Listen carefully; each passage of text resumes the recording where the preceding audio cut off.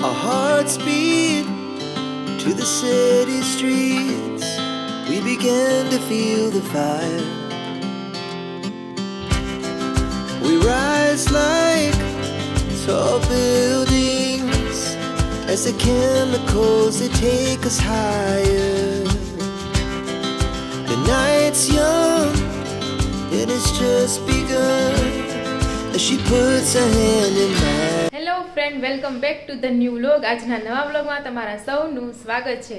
તો આજે છે 2 એપ્રિલ અને આજે છે બુધવાર અને અત્યારે વાગી ગયા છે સવારના 8 અને મમ્મી જો ગામડેથી આવી ગયા છે. ગામડેથી આવે ને એટલે સામાન તો ખૂટે જ ને, એટલો સામાન હોય.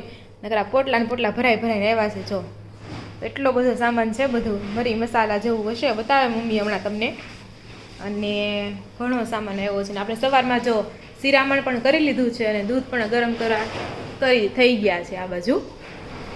અને જો સ્વામિનારાયણ મંદિર જુનાગઢ ગયા હતા તો ત્યાં સ્વામિનારાયણ મંદિર છે, ત્યાંથી જે લાડવી પણ આવી ગઈ છે. મને છે લાડવી બહુ ભાવે.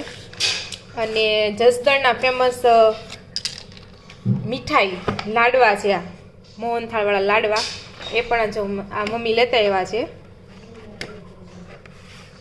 અને આ બાજુ ચીકુ તો આપણે કાલે લીધા હતા, ઈવડે ચીકુ છે. અને મમ્મી અહીં ચીકુનો દાબો નાખે છે. ઘણા ચીકુ, હા ઘણા ચીકુ એવા છે. એટલે મમ્મીને ફોન આવી ગયો, તમે પોગી ગયા કે નહીં સુરત? ફોન હશે મમ્મીને. તો એવું બધું છે.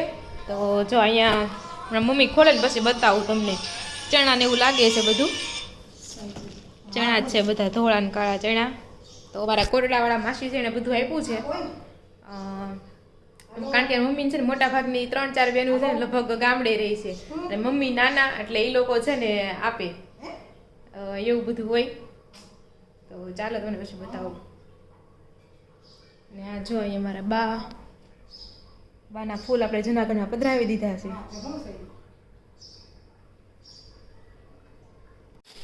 તો જો આ એક મમ્મી જીરું લેવા છે, કોટડાવાળા માસી. હા કોટડાવાળી માસીને સારી પાણીવાળી જમીન છે.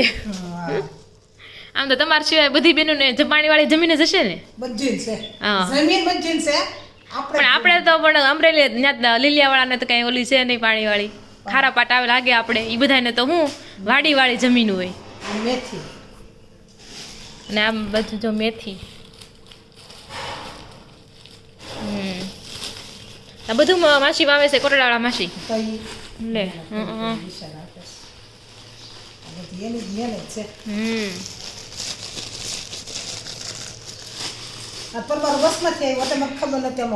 ઠીક, હાઈને પેકિંગ કરીને રાખ્યું હતું એવું નહીં તો એમના બસ હાલે છે. ઠીક ગાય આલા ધોળા છે ને પડે.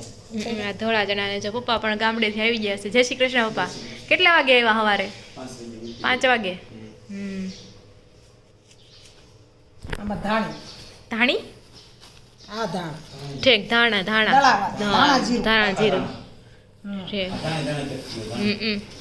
હું તો પછી ફોડવાની ધાણી તું લસણ ખાશો ને? કોટડાવાળા માસે તો લસણ આપ્યું. હા તો ચાલ લસણી આવી ગયું સર ઘણું. કોટડાવાળા માસી આખું વરા ખાઈશું દહીં નહીં ખૂટે. તો એવું છે બધું. ચાલો તઈ હા ચણા મેં બતાવ્યા. હા ચણા તો બહુ થયા કા? આ ચણા 3 ચણા થયા. ઠીક. સારું ચાલો તો જો લીમડો કાપ્યા પછી લીમડો છે ને બહુ સરસ થઈ ગયો છે અને ડાળખી જો કેટલી મોટી આવીને બટકી ગઈ, એવું થયું. ફોને ચોટી ગયો.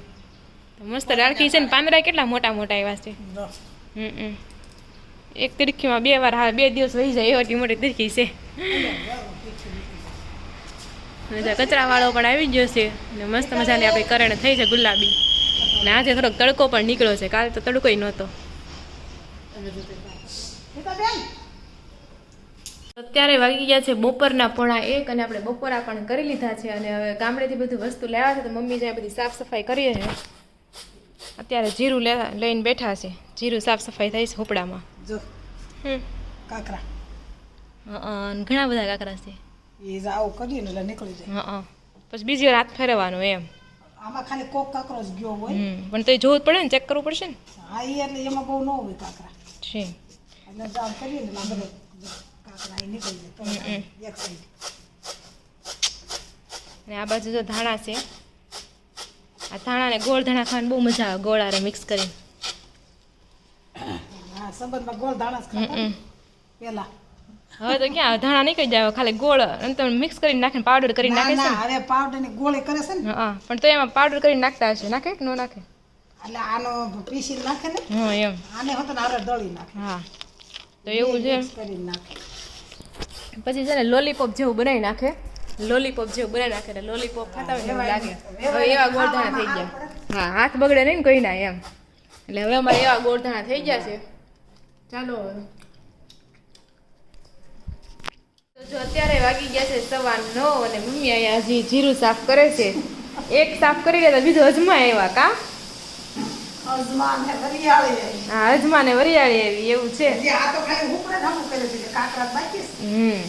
જે કાલ આખો જે વીડી તો નહીં ખોટે. હજી તો આપણે આત્મનિર્ભર નથી, બધા બધું આપે છે ને આપણે લઈને ખાઈ આપે છે ઈ કોઈ તે ઈ આપણે ક્યાં કાંઈ કહીશ ભલે કે આપે છે તો ખાઈ છે ને કા. હા અને આ બાજુ આ કેવું તમે કીધું અંતર પેલું કેવું કીધું અંતર થાય. અંતર સાહેબ. અંતર સાલ, લીમડાની સાલ છે અંતર સાલ. તો કેમ નાખી દીધી? આ પીવા નથી દીધી તમારે? ચૈતર મહિનામાં બહુ ખાઈ હો. તમારે બધાને પીવાય કરવાય. ઠીક. હા તે કેમ નાખી દીધી એમ કહો? ઉપરની સાલ છે. ઈ ઉપરની છે ઈ નો પીવાય. ઉપરની સાલ ઉપર કાળો હોય ને હા ઈ કાઢી પછી અંદરની સફેદ હોય ને ઈ કાઢવાની. ઈ લીલી સફેદ સાલ કાગળ જેવી સાલ. ઠીક. હા તો ઈ પછી ઈ પલક અંતર, પાટકો અંતર. પલાળવાનો. અંદર અંતર એટલે અંદરની જે સાંભળી આવે ને સાલ ઈ વધારે કડવી. ઠીક બરોબર. ઈ મીઠો છે, ત્યાર પછી લીમડાના કડવો લીમડો. કડવો લીમડો. હા કડવો. આપણે કડવા લીમડો હોય ને એનું જ્યુસ શરબત કરીને પીવે હોતે.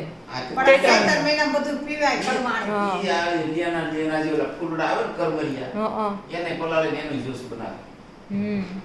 તો પપ્પા છે ગરમ પાણીમાં પગ નાખે છે. કેમ આજ ગરમ પાણીમાં પગ વાડિયા પીડ્યા છે બોટ. વાઢિયા પડ્યા છે કે? બાઈન પડે એવા પ્રયાસ.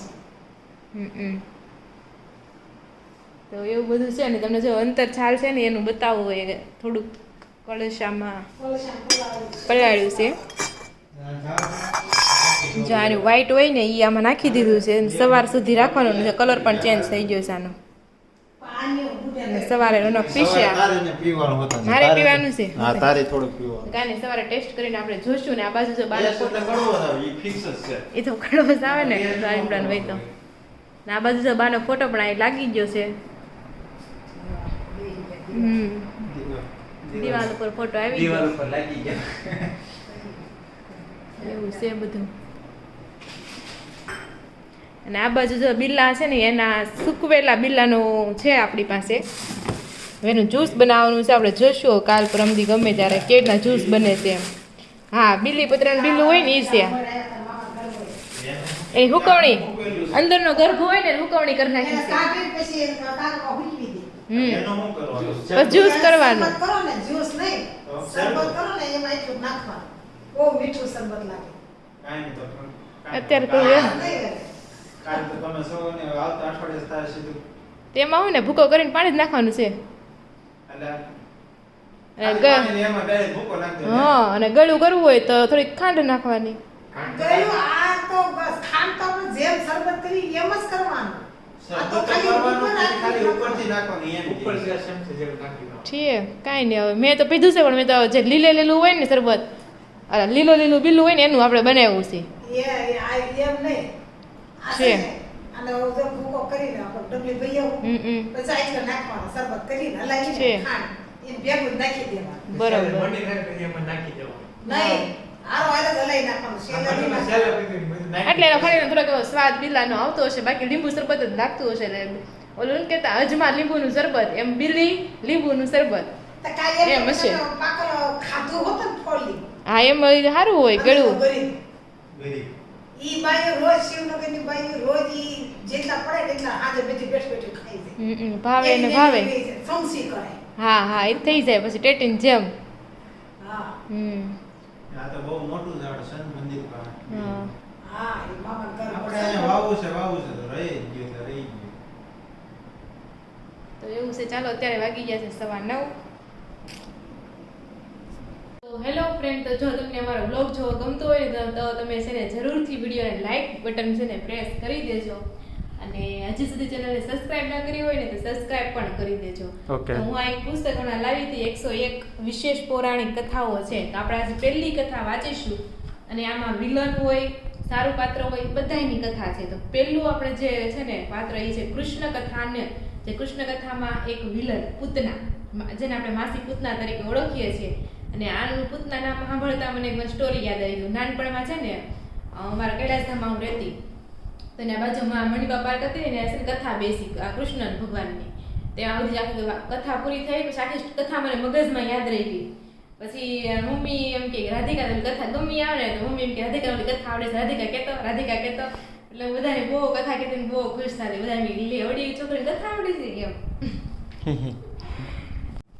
તો જે કથામાં પેલું પાત્ર છે પૂતના, તે જે મામા કંસને છે ને ભવિષ્યવાણી થઈ હતી કે એનો જે કહેવાય કૃષ્ણ ભગવાન છે એને મારી નાખશે એમ. એટલે પછી પૂતનાને છે ને મોકલા ગોકુળમાં જાય કે જેટલા નાના છોકરા હોય ને તો બધા એને મારી નાખશે એમ. ગોકુળમાં જાય પછી ખબર પડે કે નંદ બાબાની ઘરે જ કૃષ્ણ ભગવાન છે. તો પછી એ છે ને જ્યાં ગોપી હોય ને એવું જ રૂપ ધારણ કરી લે પૂતના.